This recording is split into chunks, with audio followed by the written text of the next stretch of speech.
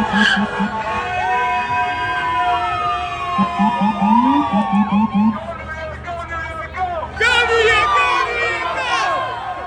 New York, go New York, go. Go New York, go New York, go. Go New York, go New York, go. Go New York, go New York, go. Good afternoon, happy Sunday, and welcome back. What up, y'all? This is Etienne. This is I Am Not a Runner, my journey to the 2026 New York City Marathon. If this is your first time joining me, welcome in. If not, welcome back. Let's get into it. Let's get into it. As you can see,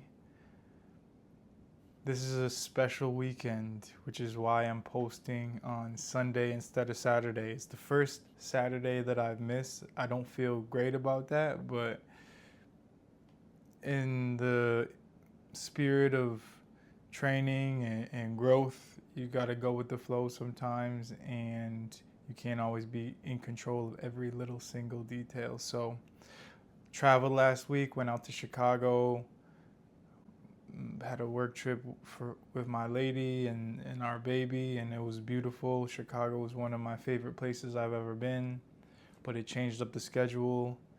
I did record a video and a vlog yesterday during my long run, but it wasn't ideal. So getting started again, a little Sunday version, special New York Knicks edition.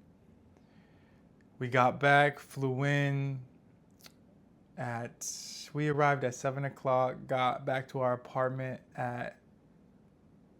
from LaGuardia. We had to get our baggage. We got back from LaGuardia at about 8:28. New York Knicks, San Antonio Spurs, Game 5 started at 8:30. So as you can tell, or as you can imagine, we had a bit of a scramble, but we made it home just in time to catch the national anthem and see the game get kicked off.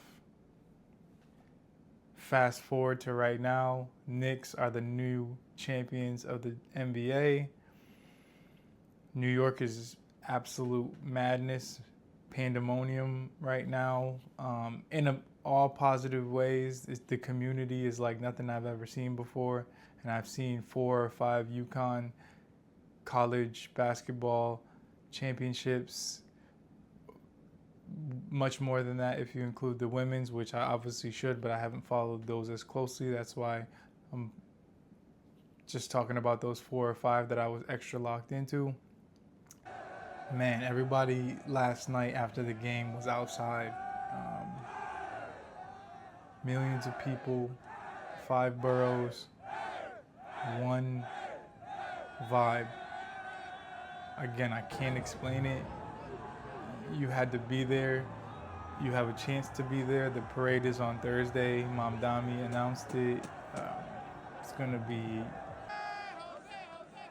I don't think any of us understand the magnitude of energy that's going to be pulsing through New York City. So I'm looking forward to it.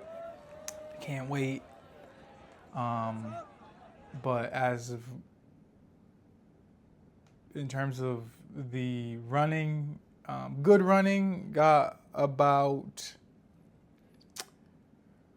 16.3 miles done last week in Chicago. I feel very good about that. I think I went on 3 different runs, 2 long runs, 1 short run. I did end up doing my first double run day. I did a run in the morning, and then after Knicks Game 4, they stole Game 4 in San Antonio, 30-point comeback. I had drank a Red Bull during the game. I couldn't go to sleep, so I did end up busting down a little 5K run right after the game just to get the energy out, try to deal with the nerves, all good positive nerves and all good positive energy. But I couldn't believe what I had saw, and I had to put that energy somewhere. So I put it into 3.1 miles through the city of Chicago. And again, this past week helped solidify that Chicago is one of my favorite places in this entire world. I put it up there in terms of cities. I put it up there with New York and New Orleans, which is my other favorite city. These places are like nowhere else. Not to say that they're perfect in any way or anything like that, but they're beautiful, they're special, they're iconic, they're historied. They've shaped the country and the world that we live in, and I don't take that for granted. So the goal for this week, this is the week 30 of training. The goal for this week is 28 miles. Like I said, I got just over 16 done, so that means I have 11 miles to go, which is not something I'm looking forward to after all the walking in Chicago and after going outside after the Knicks game last night. But I'm going to get it done. But in terms of that walk, that was crazy. I went outside just to take some photos of people on the street, brought my cell phone and my camera just to see what it was like right outside my front door. Next thing you know, I get swept up in a crowd of people and we're just walking north. And come to find out, we're walking to 34th. So if you ever been in New York, you ever been in the towns, you know you have a sense of what that is like after the Knicks win the championship and end a 53-year drought. It was special. It was special. I won't belabor it. I got to get to my almost 12 miles, so I'll leave you with that. I've been thinking a lot about what it means to call yourself a New Yorker. I think it's levels just like everything else. I think there's tiers. There was this silly J-Lo clip that circulated over the last few weeks. She's riding the subway probably for the first time since she moved out and went Hollywood, but she's on the subway with some interviewer talking about how you can't call yourself a New Yorker if you weren't born here. People on Twitter talking about if you didn't take the Regents exams, you're not a New Yorker. That all may be true. I don't know. It's not for me to say, but it's for me to listen to. I moved here 12 years ago, going on 13 years. I was 24 years old when I moved here, so early stage of adulthood. I'm 36 now. I came here a single young man. I had a girlfriend who's now my fiance and the mother of my child, but came here just doing my thing by myself for the most part in this world, and now I'm here with a family. I'm still here. I do hope to scooch my way out to the suburbs and get myself a house at some point soon, but this city has shaped my life and my journey as a man in terms of my choices. This is my chosen home. I could have went to California. I could have went to the South. I could have went international. But I came to New York, and I'm still in New York, and that means a lot to me.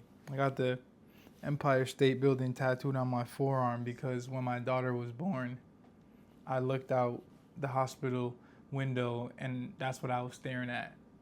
Empire State Building. It's a source of inspiration and energy and pride that I don't know if one can understand if they haven't lived here and they haven't had good moments and bad moments here. It's not all good. I don't even know if I would say it's mostly good, but the good stuff is the best and it doesn't compare to anywhere else. So the city is on fire in the best way right now. This is a little dark, but I saw Jesus is nice on Twitter talking about how this is the opposite of 9/11. Like everybody has come together for the right reasons, and it's a if you've ever seen Rick and Morty, it's like the hive mind. Like everybody's moving on one accord. I honestly feel like that should extend to the entire East Coast. The East Coast has had an uphill battle. The Western Conference in the NBA got a bunch of juggernauts, and I I don't take that for granted. I respect that so much. I'm a Lakers fan, but I have become a fan of New York fans. They paid their dues. They waited their time. I love Spike Lee. He's one of my favorite humans in this world, definitely in terms of art and cultural impact. And to see that man show up game after game after game, year after year, decade after decade, and finally get one, you can't ask for too much more than that. So that's what I got. My shout out this week is for the Cap, Jalen Brunson. You can't ever hate on an underdog story. They said he was too small. I'm sure they're still going to say he's too small. I'm sure they're still going to find ways to discredit this guy, but the work will always pay off.